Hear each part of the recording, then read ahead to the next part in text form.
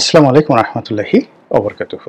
সম্মানিত দর্শক, আজকে যে বিষয়টি নিয়ে আলোচনা করব এটা একেবারে আনকোরা, এবং যে বিষয় নিয়ে আলোচনা করব এটা আমি যে রাজনীতি সম্পর্কে চিন্তা ভাবনা করি এবং আমার এই চিন্তা ভাবনা অনুযায়ী আগামীতে রাজনীতির যে সম্ভাব্য পরিণতি ঘটতে যাচ্ছে বলে আমি মনে করি, সেই জিনিসগুলো আপনাদের সাথে শেয়ার করব।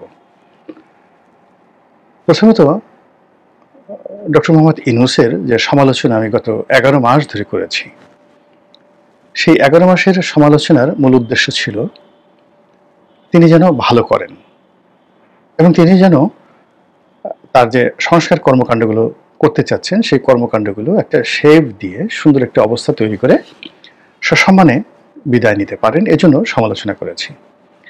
কিন্তু আজকে থেকে আমার কাছে মনে হচ্ছে যে আমি আর তার সমালোচনা করব না, সমালোচনা করার আর প্রয়োজন নেই। এই কারণ হলো, সরকার ঘুরে দাঁড়ানো, তার ভালো করা, এটা বলতে গেলে অসম্ভব হয়ে পড়েছে। আমার দৃষ্টিতে মনে হচ্ছে যে তার যে সরকারের এটা এখন একটা করোনারি ইউনিটে চলে গেছে, সিসিইউতে চলে গেছে অথবা আইসিইউতে চলে গেছে। এই সরকার ঘুরে দাঁড়াবে, ভালো কিছু করবে, আপনাদেরকে যাকে বলা হয় একটা নতুন বাংলাদেশ উপহার দেবে, নতুন বন্দোবস্ত দেবে, এটা আমার কাছে মনে হচ্ছে যে এটা অসম্ভব একটা বিষয়। তো কাজেই কোনো একটি দুর্বল সরকারের যে আসলে কিছুই করতে পারবে না, নিজের উপকার করতে পারবে না অন্যের ক্ষতি ছাড়া, তো তাদের সমালোচনা করা, তাদেরকে প্রমোট করা বা তাদের পেছনে সময় ব্যয় করাটা আমার কাছে wastage of time, money and energy বলে মনে হয়। আমার শৈশব থেকে আমি যে কাজগুলো করেছি, একেবারে শৈশব থেকে, আমি সাধারণত আমার জীবনের 99% ক্ষেত্রে আমি দ্বন্দ্ব, সংঘাত, কলহ, বিবাদ এগুলো এড়িয়ে চলেছি।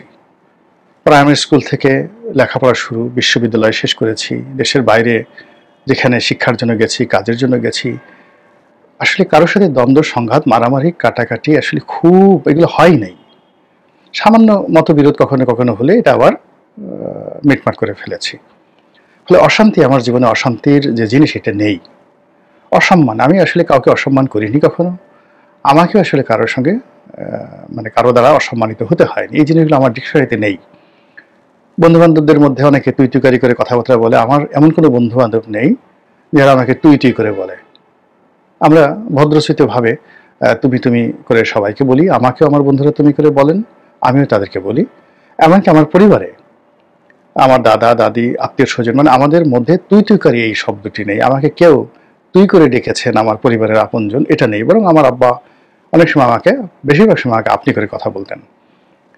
তো আমি আমার সন্তানদেরকেও সাধারণত কখনোই তুই তুকারি করে, সাধারণত না, কখনোই তুই তুকারি করে এই কথাগুলো বলি না। এই জিনিসগুলো আমার মধ্যে নেই পরিবারের মধ্যে। ফলে এই সমাজের অনেক কিছু আমি বুঝি না। তো যেটা বলছি যে আমি প্রতিযোগিতা করেছি, তারপরে শেষে কারো কারোর সঙ্গে দেখা গেছে যে আমার দ্বন্দ্ব সংঘাত হয়েছে, কিন্তু আমি হিসাব মিলিয়ে দেখি যে আমি কখনই কখনো দুর্বল, অসহায় এবং আমার পর্যায়ের নয় এরকম কারোর সঙ্গে কখনো প্রতিযোগিতা করিনি, কারোর সঙ্গে দ্বন্দ্ব সংঘাত করিনি, মারামারি কাটাকাটি করিনি।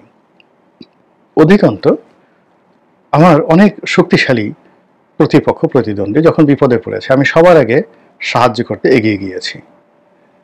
এমন অনেক ঘটনা ঘটেছে যে আমার সেই সাহায্যটুকু না হলে হয়তো তার অস্তিত্ব টিকত না। এরকম বহু ঘটনা জীবনে বহুবার ঘটেছে যে 2 বছর, 3 বছর, 5 বছর একজনের সঙ্গে আমার শত্রুতা, মুখ দেখা দেখি বন্ধ, তারপরে প্রতিযোগিতা, কিন্তু ভদ্রচিতভাবে। যখন জানতে পারলাম যে সেই মানুষটি অসহায় হয়ে পড়েছে, বিপদগ্রস্ত হয়ে পড়েছে, আমি সবার আগে এগিয়ে গিয়েছি এবং সাহায্য করেছি, সহযোগিতা করেছি। 1 2 নম্বর হলো যে আল্লাহ রাব্বুল আলামিন আমাকে এমন একটা সহজ সরল জীবন দিয়েছেন। সেই সহজ সরল জীবন, আমি যে পরিবারে জন্মগ্রহণ করেছি সেখানে অভাব কি জিনিস আমি কখনো দেখিনি। মামলা মোকদ্দমা, ঝক্কি ঝামেলা, অশ্লীলতা, অশ্রাব্যতা আমাদের 14 জেনারেশনে আমি কখনো দেখিনি। ক্ষুধার সময় খাবার পেয়েছি, প্রয়োজনের সময় সব জিনিস পেয়েছি। আমার নিজের যখন কর্মজীবন শুরু হলো, জীবনের একটি মাস যায়নি যে মাসে আমার আয় করা শিখেছি আয়ের চেয়ে ব্যয় বেশি হয়েছে। 100 টাকা উপার্জন করেছি, 99 টাকা খরচ করেছি। হাতে 100 টাকা আছে, 90 টাকা বিনিয়োগ করেছি, 10 টাকা সঞ্চয় করেছি। এভাবেই আমার ব্যবসায়িক জীবন 91 থেকে শুরু, আজ অবধি। চলছে, ফলে বছর শেষে 1 টাকা হলে আমার লাভ হয়েছে।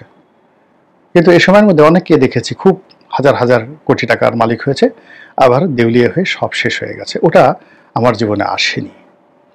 তো এই কারণে কি হলো যে যতক্ষণ পর্যন্ত আমি ডক্টর মোহাম্মদ ইউনূসকে একজন সম্ভাবনাময় মানুষ মনে করেছি, তারপরে তার কাছে অনেক কিছু আশা করেছি, তার সরকারের একটা ভবিষ্যৎ দেখেছি, আমি ততদিন পর্যন্ত সমালোচনা করেছি। কিন্তু আজ থেকে আমি আর তার সমালোচনা করব না, এবং আজ থেকে আমি যেটা বলার চেষ্টা করব সেটা হলো যে এই সরকার চলে যাওয়ার পরে আমাদের দেশে সম্ভাব্য কী পরিণতি হতে পারে সেই জিনিসগুলো বলবো, এবং একই সঙ্গে ইউনূস সরকারের জমানাতে ভালো যে জিনিসগুলো ছিল সেই জিনিসগুলো যেটা আগামীতে আমরা স্মরণ করব তার চলে যাওয়ার পরে, সেই বিষয়গুলো আপনাদেরকে বলবো। প্রথমত যেটা বলার দরকার সেটা হলো যে আমি শেখ হাসিনার জমানার শেষ দিক নয়, একেবারে 2014 থেকে বলে আসছি যে শেখ হাসিনার পতন অনিবার্য। তবে বাস্তবতা হলো যে শেখ হাসিনার পতনের পরে যেটা আসবে সেটা শেখ হাসিনার চেয়ে খারাপ সময় আসবে। তো একই কথা এখানে প্রযোজ্য যে আগামী 5 থেকে 10 বছর সময় আমাদের এই রাজনীতি বড় অশান্ত থাকবে, উথাল পাথাল হবে, বারবার ক্ষমতার পট পরিবর্তন হবে, নতুন নতুন মুখ আসবে। এবং এখন যে পরিস্থিতি আপনি দেখছেন যেটা শেখ হাসিনা জমানার চেয়ে খারাপ, আর আগামীতে যে পরিস্থিতি আপনি দেখবেন যেটা বর্তমান জমানার চেয়ে খারাপ, এটাই আমার দৃষ্টিতে একটা রাজনৈতিক হিসাব।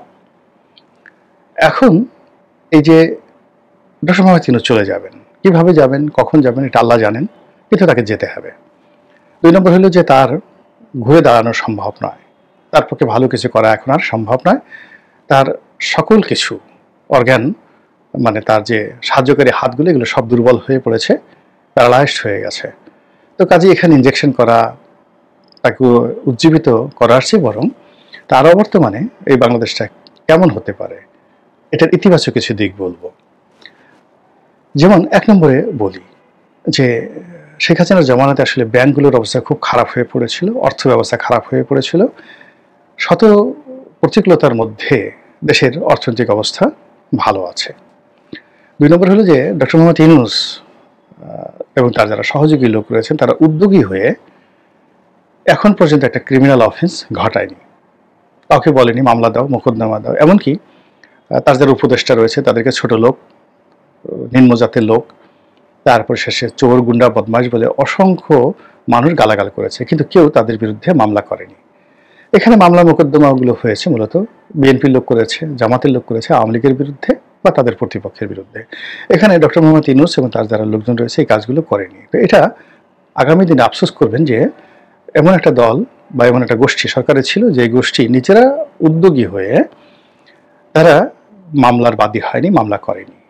তারা হয়তো দেখা গেল যে আপনি অভিযোগ করবেন যে তারা এটা বাধা দিতে পারতো বা এই ধরনের পরিস্থিতি নিয়ন্ত্রণ করতে পারতো, সেটা ভিন্ন প্রসঙ্গ, আমি তো বললাম যে এটা নিয়ে আলোচনা করবো না। কিন্তু আপনারা আফসোস করবেন যে আগামীতে যারা শাসক তারা যখন নিজেরা অত্যাচারের স্টিম রোলার চালাবে তখন আপনি আফসোস করবেন যে ইউনূসের জামানা ভালো ছিল। এর কারণ হলো ইউনূস নিজে, ডক্টর মোহাম্মদ ইউনূস উনি নিজে কখনো বা ওনার যারা লোকজন আছে অত্যাচারীর ভূমিকায় অবতীর্ণ হননি, মামলা মোকদ্দমা দেননি। এটা হলো 2 নম্বর জিনিস। আগামীতে এই জিনিসগুলো স্মরণ করতে হবে এবং ভাবতে হবে। 3 নম্বরে যেটা মনে হচ্ছে যে এখানে যারা আছেন মোরালের সবাই আপাদমস্তক ভদ্রলোক মানুষ। আমরা তাদেরকে নানাভাবে উত্তেজিত করেছি, নানাভাবে আমাদের মতো করে তাদেরকে অভদ্র বানানোর চেষ্টা করেছি, তাদেরকে আঘাত করার চেষ্টা করেছি, তাদের চরিত্র নিয়ে নানাভাবে কথা বলার চেষ্টা করেছি, তাদের ব্যক্তিগত জীবন নিয়ে আমরা ভিডিও বানিয়েছি, কিন্তু তাদের মুখ থেকে আমরা যারা মন্দ কাজ করেছি আমাদের সম্পর্কে একটা মন্দ শব্দ বের হয়নি। কিন্তু আগামীতে যারা আসবে তাদের সম্পর্কে মন্দ কথা বলার সঙ্গে সঙ্গে 1 ঘন্টার মধ্যে দেখবেন যে জায়গা মতো চলে গেছে। আপনি এখন বিদেশে থাকলে দেখবেন আপনার গ্রামের বাড়িতে আক্রমণ হচ্ছে, আপনি বিদেশে বসে একটা কথা বলবেন, আপনার আত্মীয় স্বজন, বাপ, ভাই, ব্রাদার, দাদা, দাদি যারা আছে প্রত্যেকটা কেউ যদি মরে গিয়ে থাকে তার কবরের উপর চাবুক মারা হবে। যে কাজটি এই জমানাতে বর্তমান যারা আছেন তারা করেননি। 4 নম্বর হলো যে ব্যক্তিগত পর্যায়ে যে দুর্নীতি, এটা বাংলাদেশে যদি এই সরকারের সাথে যারা সম্পৃক্ত রয়েছেন প্রথম থেকে শেষ পর্যন্ত ব্যক্তিগত পর্যায়ে যদি দুর্নীতির হার ধরেন একেবারে নগণ্য, একেবারে নগণ্য। এই 10 মাস 11 মাস এবং যে সকল কথাবার্তা আমরা প্রচার করছি সেই প্রচারের সঙ্গে যদি বিগত দিনের দুর্নীতি, সেটা 1973 থেকে শুরু করে আজ পর্যন্ত খালি 16 বছরের দুর্নীতি দেখলে হবে না, বিএনপির দুর্নীতি দেখতে হবে, জামাতের দুর্নীতি দেখতে হবে। তো সেই দুর্নীতির সঙ্গে আসিফ মাহমুদ সজীব ভুঁইয়াকে যদি আপনি দায়ী করেন, আপনি যদি অন্য কাউকে দায়ী করেন, তাদের ব্যক্তিগত দুর্নীতি আপনি মেলাতেই পারবেন না। আপনি সন্দেহ করছেন তাদের এপিএস চুরি করেছে, অমুকে চুরি করেছে, সন্দেহ করছেন তার সঙ্গে তাদের হয়তো একটা ভাগযোগ আছে, কিন্তু তাদের যে দুর্নীতির এটার অকাট্য প্রমাণ আমি অন্ততপক্ষে এখনো পাইনি। কিন্তু আগামীতে যারা আসবে তারা মোটামুটি গরু জবাই করে জিয়াফত দিয়ে বসে চর্বি দিয়ে ভাত খেতে খেতে বলবে যে আমি দুর্নীতি করছি, আরও টাকা আনো, আরও 10টা গরু জবাই করতে হবে। তো এই জিনিসগুলো আপনাকে ভবিষ্যতে চিন্তা ভাবনা করতে হবে। এরপরে হলো যে প্রশাসন, বিচার বিভাগ ম্যানিপুলেশন করা। এখন ম্যানিপুলেশন হচ্ছে, কিন্তু এখানে ডক্টর মোহাম্মদ ইউনূস বাধা দিচ্ছেন না বা নিউট্রাল রাখতে পারছেন না, কিন্তু তিনি নিজে কোনো হাইকোর্টের বিচারককে হুমকি দেওয়া, নিম্ন আদালতের কোনো বিচারককে আমি ইউনূস সাহেব বলছি বা আমি অমুক বলছি, এই কথা সরকারের পক্ষ থেকে কেউ করা হচ্ছে না। এখানে যে যার শক্তি আছে, পেশির শক্তি আছে, সেই অনুযায়ী তারা সবকিছু বগল দাবা করে নিয়েছে, থানা, পুলিশ, প্রশাসন সবকিছু। কিন্তু সরকারের কর্তা ব্যক্তি যারা আছে তারা প্রশাসনকে ম্যানিপুলেট করছে না, কিন্তু আগামীতে এই জিনিসগুলো থাকবে না। এরপরে 6 নম্বর হলো যে এখানে যারা আছেন অন অ্যাভারেজে তাদের সবারই শিক্ষা দীক্ষার মান, এটা নৈতিক শিক্ষা বলবো না, প্রাতিষ্ঠানিক যে শিক্ষার মান সর্বোচ্চ পর্যায়ের, এটা একটা রাজনৈতিক সরকারের কল্পনাই করা যায় না। ফলে তাদের সব কিছুর মধ্যেই আপনি শিক্ষা দীক্ষার একটা অভিব্যক্তি দেখতে পাবেন, যেটা আগামীতে আপনি দেখতে পাবেন না। আর সবার শেষে হলো এখানে যারা আছেন তারা কেউ বাই বর্ন ক্রিমিনাল নন, তাদের কারোর মধ্যে নিষ্ঠুরতা নাই। এমনকি আমরা যাকে ডাস্টবিন শফিক বলি, কিংবা যাকে আমরা সেই উপদেষ্টা মানে যাকে বলে এই প্রেস সচিব বলি, অনেকেই তার ব্যাপারে বিরক্ত, না বুঝে বিরক্ত। যারা শফিক সাহেবকে চিনেন, he is one of the finest man. এখানে রাজনীতির কবলে পড়ে তিনি সব দিশাহারা হয়ে পড়েছেন।